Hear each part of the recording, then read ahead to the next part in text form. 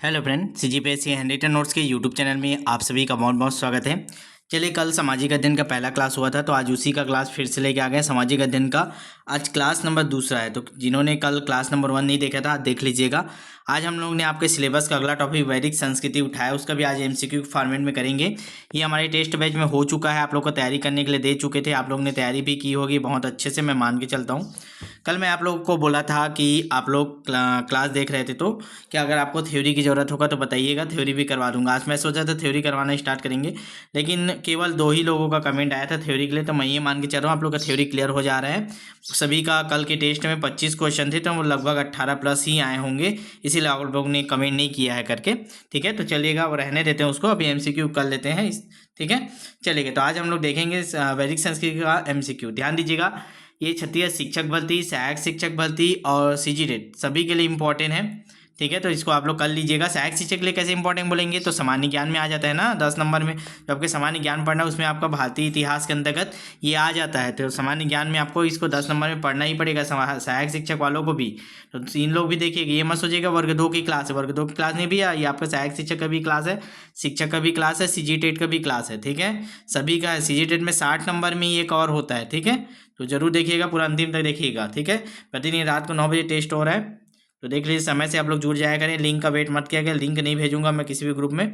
और ये हम लोग का नंबर है, जिन लोगों को अभी तक ज्वाइन नहीं किया वो ज्वाइन कर लीजिएगा। 75 83 86 44 100। मैं बार बार बोल रहा हूँ आपको कि आपको ये बैच ज्वाइन करना चाहिए। आप कहीं से भी थ्योरी करो, जहाँ से भी सेल्फ स्टडी करो, लेकिन उसको समय रहते चेक कर लो हर टॉपिक वाइज कि आपका जो तैयारी आप कर रहे हो वो आपकी सीजी व्यापम लेवल पे सफिशियंट है कि नहीं, आपका सिलेक्शन हो रहा है कि नहीं, आपको और कहाँ मेहनत करना है, कहाँ कमी, और इस चीज़ को समय रहते चेक कर लीजिए। ठीक है, चलिएगा आगे बढ़ते हैं। आप सभी को पता है कि मैं जो भी क्लासेस करवाता हूँ वो टू द पॉइंट सिलेबस के अनुरूप ही करवाता हूँ। तो आपको सिलेबस में दिखा देता हूँ क्या टॉपिक आज मैं करवा रहा हूँ। आपको पता है कल मैंने करवाया था ये भारतीय इतिहास, भारतीय सभ्यता एवं संस्कृति के अंतर्गत सिंधु घाटी सभ्यता, ये क्लास नंबर 1 करवाया था। आज करवाऊंगा वैदिक संस्कृति, इसके भी लगभग मैं 23 से 25 क्वेश्चन करवाऊंगा, और इसमें मैं आपको टारगेट दे रहा हूँ अगर आपका 17 प्लस है, ठीक है, तो आपकी तैयारी बहुत अच्छी है। आपको जिस भी कंटेंट से आप पढ़ रहे हैं उसमें आप सफिशियंट मान सकते हैं अपने आप को। ठीक है, बाकी आपका 17-18 से कम आ रहा है, मतलब आपका सफिशियंट नहीं है, फिर आपको थ्योरी इधर इधर से और ढूंढना पड़ेगा और व्यवस्था करना पड़ेगी। देखिएगा, ये वर्ग 2 की सिलेबस है, ये वर्ग 3 का भी सिलेबस में आपका है, सामान्य अध्ययन में भारतीय इतिहास को उसमें भी आपको पढ़ना है। ठीक है, तो चलेगा स्टार्ट करते हैं। आप लोग एक बार शेयर करिए, जल्दी से क्लास को शेयर कीजिए, अभी ज़्यादा लोग नहीं जुड़े हैं।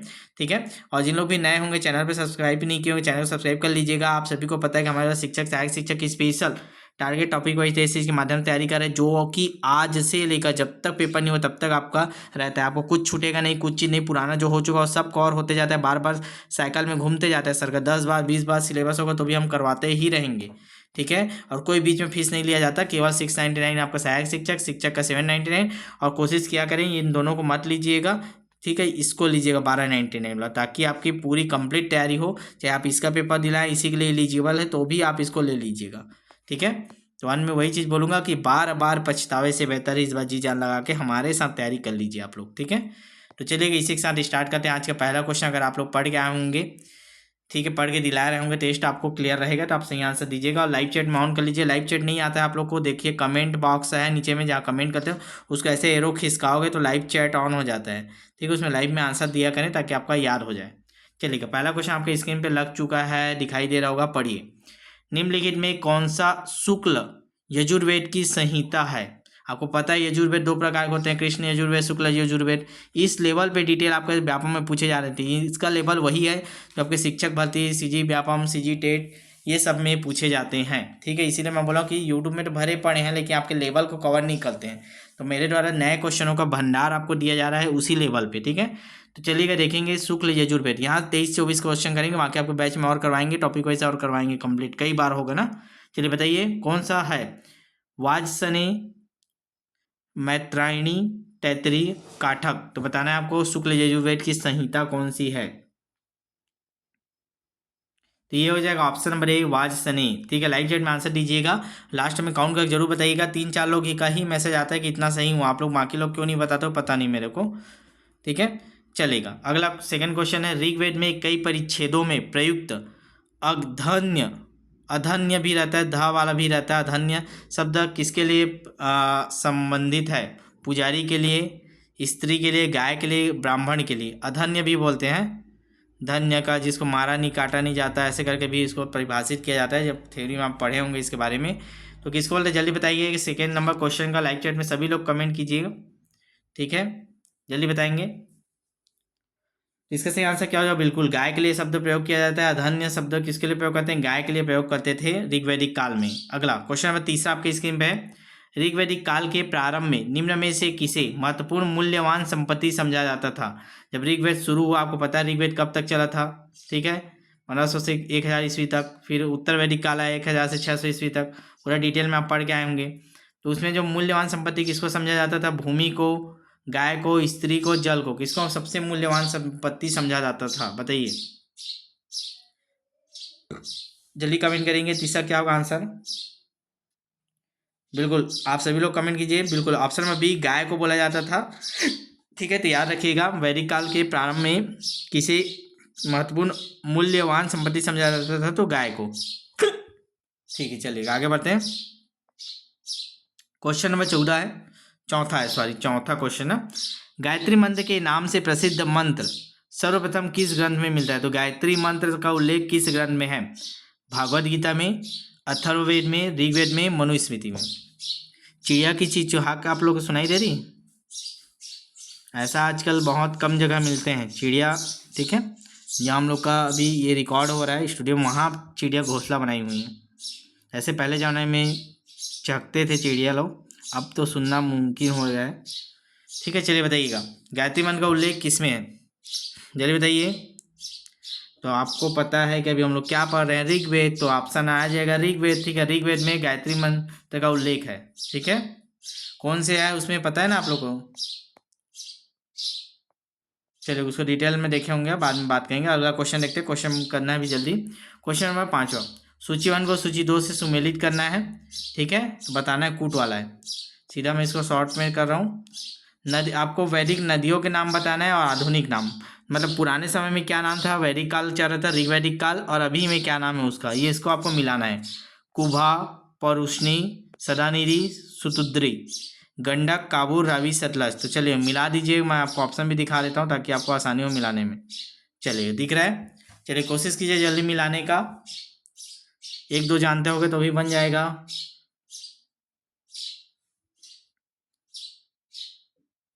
देखिएगा, चलिए आप कर लेते हैं इसको, ज़्यादा समय नहीं दूंगा। कुभा किसको बोलते थे, काबुल को बोलते हैं, याद रखिएगा। तो हमारा पहला का हो गया 2, ठीक है। फिर किसको बोलते हैं, पौरुष्णी आपको पता है पौरुष्णी किसको बोलते हैं, तो रावी नदी को बोलते हैं पौरुष्णी, तो ये 2 के बाद 3 आ गया। फिर सदानीरी नदी किसको बोलते हैं, तो सदानिधि गंडक को बोला जाता है सदानीरी, तो 1 आ गया। सतुद्री सतलज को बोलते हैं, तो ये 4 आ गया।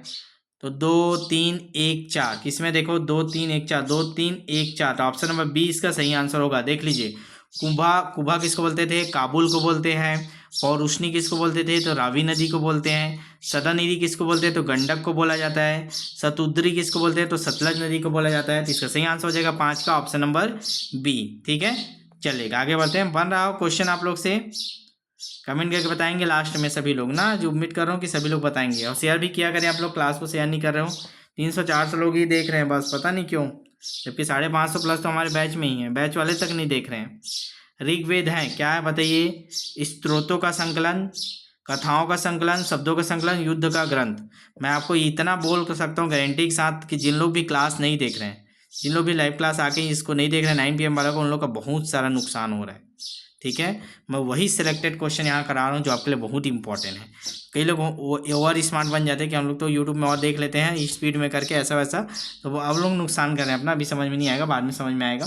चलिएगा, तो बताइए ऋग्वेद क्या है, ये ऑप्शन मेरे स्रोतों का संकलन है, याद रखेंगे, स्रोत है उसमें पूरा, ठीक है। मंत्र है, उसी को बोला जाता है स्रोत, जो प्रभु की देवी देवताओं की ये सब के बारे में है पूरा, ठीक है। चलिएगा आगे देखते हैं क्वेश्चन नंबर 7वां। सारे क्वेश्चन हमारे प्रैक्टिस सेट से संबंधित है, प्रैक्टिस सेट में जो डाला जाता है वही क्वेश्चन उठाए हम लोग। कुछ क्वेश्चन यहाँ करा देते हैं ताकि आप लोग, कई लोग डेमो भी बोलते थे, यहाँ भी डेमो देख लीजिए भैया, ऐसी लेवल का क्वेश्चन हमारे रहते हैं, वो भी तो सब चीज़ में अलग अलग कराते हैं ताकि ज़्यादा क्वेश्चन का, टेस्ट में ये सब क्वेश्चन नहीं देखने को मिला होगा, ठीक है। वहाँ को बचा के रखे थे इधर करवाने के लिए, तो वहाँ आपका 30-25 क्वेश्चन वहाँ इस टॉपिक से रहे होंगे, यहाँ हो रहा है, तो ऐसे करके हर प्रकार से हर जगह हम लोग कवर करने की कोशिश कर रहे हैं नए क्वेश्चन, गोपद ब्राह्मण संबंधित है? आप लोग ईमानदारी से बताइए, क्लास के बाद ये सब क्वेश्चन आपके बुक में दिया है कि आप कहीं से पढ़े हैं क्या? गोपद ब्राह्मण संबंधित है यजुर्वेद से, सामवेद से, अथर्ववेद से, ऋग्वेद से? बताइए गोपद ब्राह्मण किससे संबंधित है? जल्दी बताएंगे फास्ट। क्वेश्चन नंबर 7वां का देखिए, गोपद ब्राह्मण किससे संबंधित है? अथर्ववेद का। आपको सबको इसको याद करना पड़ेगा, यजुर्वेद का क्या क्या है, सामवेद का क्या है, ऋग्वेद का। तो गोपद किसका है? अथर्ववेद का। याद रखिए ऑप्शन नंबर सी।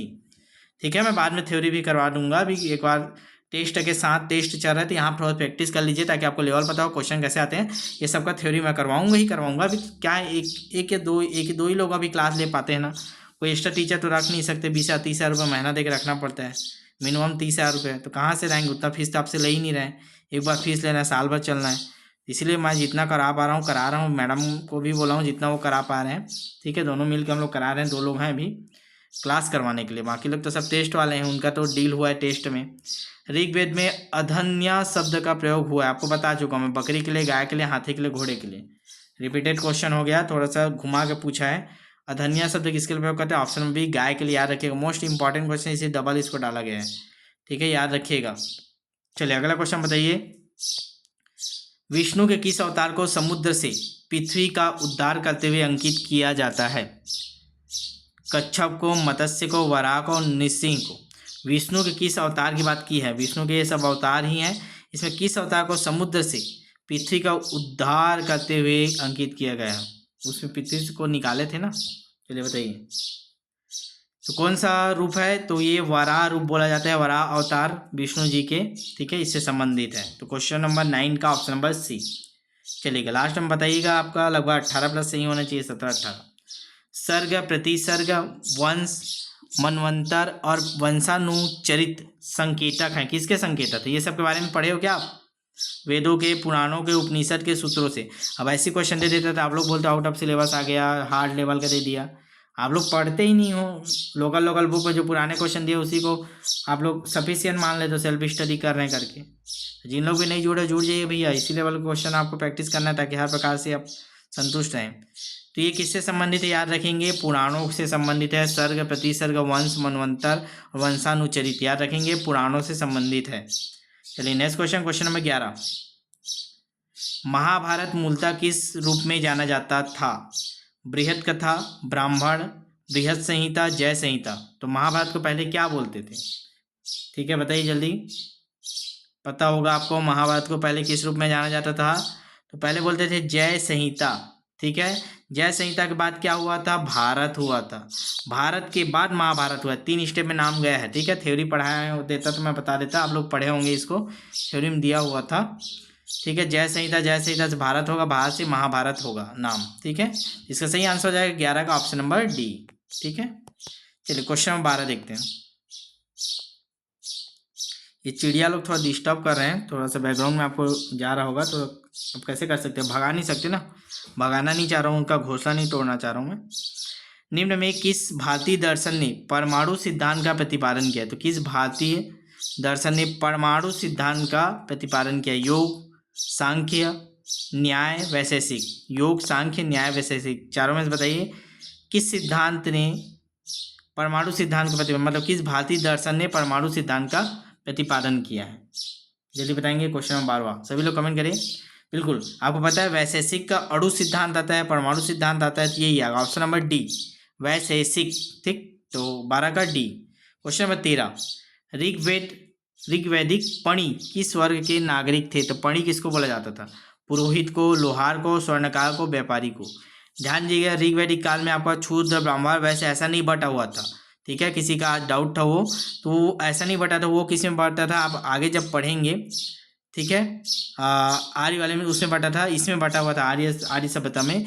और कल हम लोग सिंधु घाटी सभ्यता पढ़े तो उसमें व्यापारिक वाले में बटा हुआ था ना। तो अब यहाँ पे बताइए पणि किसको कहते थे? जल्दी कमेंट कीजिए। तो पणि किसको बोलते थे? व्यापारी को बोला जाता था। ऑप्शन नंबर डी, पणि किसको बोलते थे? व्यापारी को। चलिए क्वेश्चन नंबर 14 देखेंगे। कलिका पुराण किस धर्म से संबंधित है? कालिका पुराण है ना, कालिका। वैष्णव, शाक्त, बौद्ध, जैन? तो कालिका पुराण किस धर्म से संबंधित है बताना है आपको। किससे संबंधित है? जल्दी जल्दी करेंगे, फास्ट करेंगे। कालिका पुराण आपके ऑप्शन नंबर बी, शाक्त से संबंधित है। ठीक है, चलिए क्वेश्चन नंबर 15। निम्नलिखित में कौन सा ब्राह्मण ग्रंथ ऋग्वेद से संबंधित है? ऋग्वेद से संबंधित कौन सा बताना है? ऋग्वेद का पूरा आपको चारों वेद के ब्राह्मण ग्रंथ याद होने चाहिए। तो ऋग्वेद के यहाँ पे क्वेश्चन पूछ दिया हूँ मैं, ऐतरेय, गोपद, शतपथ, तैतरीय। तो गोपद तो पढ़ लिया हम लोग, अथर्ववेद का तो आएगा नहीं, 3 ऑप्शन बचा आपका। ऋग्वेद का क्या है जल्दी बताइए? 15 का बिल्कुल ऐतरेय ब्राह्मण। ठीक है, याद रखेंगे ऋग्वेद का ऐतरेय ब्राह्मण है। ठीक है, ब्राह्मण क्या होता है ये सब आप थ्योरी में पढ़े होंगे ना, उसको समझने के लिए बनाया जाता है, उसको ब्राह्मण ग्रंथ बोलते हैं, किसी भी ग्रंथ का छोटा रूप। चलेगा, प्राचीन काल में किस वर्ण को सार्थवाह भी कहा जाता था?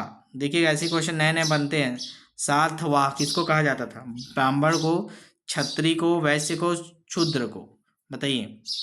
सार्थवाह क्वेश्चन नंबर 16 का आंसर करेंगे जल्दी। बिल्कुल ऑप्शन नंबर सी, वैश्य को बोला जाता था सार्थवाह, याद रखेंगे आप लोग वैश्य को। चलिए अगला क्वेश्चन, क्वेश्चन नंबर 17, वैदिक साहित्य का प्रादुर्भाव किस वेद द्वारा हुआ है? वैदिक साहित्य का प्रादुर्भाव किस वेद द्वारा हुआ है? यजुर्वेद, अथर्ववेद, सामवेद, ऋग्वेद, जल्दी बताएंगे। संस्कृत साहित्य का प्रादुर्भाव किस वेद द्वारा हुआ है? क्वेश्चन नंबर 17 का आंसर करेंगे। तो आपको पता है ऋग्वेद पढ़ने, इसलिए ऋग्वेद में ही आएगा ये। ठीक है, ऋग्वेद के बारे में आप लोगों ने पूरा पढ़ा होगा, सबका पढ़ना है, चारों को पढ़ना है वेद में। तो ऋग्वेद के बारे में आप लोग जब पढ़ा होगा तो वहाँ देखेंगे संस्कृत साहित्य का प्रादुर्भाव इसी वेद से निकला है। जितने मंत्र हैं, ठीक है, स्रोत है, ठीक है, स्तुति है, वो सब ऋग्वेद में है जो संस्कृत भाषा में है। तो ऑप्शन नंबर डी इसका सही आंसर है। आगे, संस्कारों की कुल कितनी संख्या है? क्वेश्चन नंबर 18 देखेंगे, संस्कारों की कुल कितनी संख्या है? 10, 12, 15, 16। डिटेल में थ्योरी भी मैं करवाऊंगा, अभी आपको नहीं बोल पा रहा हूँ कि कब करवाऊंगा करके। ठीक है, हिंदी भी छूटा हुआ है, अभी इंग्लिश भी छूटा हुआ है, सामाजिक अध्ययन चालू कर दिए, 3 सब्जेक्ट अभी पेंडिंग चल रहा है लाइव क्लास में। ठीक है, तो कवर करा लेते हैं पहले तीनों को। ठीक है, बीच बीच में लेंगे हिंदी का भी, ताकि आपका रिविजन होते रहे टॉपिक उठा उठा के।